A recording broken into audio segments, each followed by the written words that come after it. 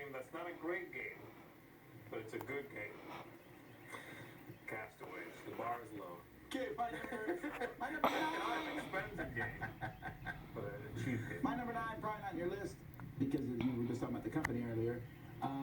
But with the advent of Picard, this should be more popular now, and that is Star Trek Fleet Captains. Now, of all the Star Trek games, this has easily the most adventure in a box. Okay, this game, you control either the Federation, the Romulans, or the Klingons.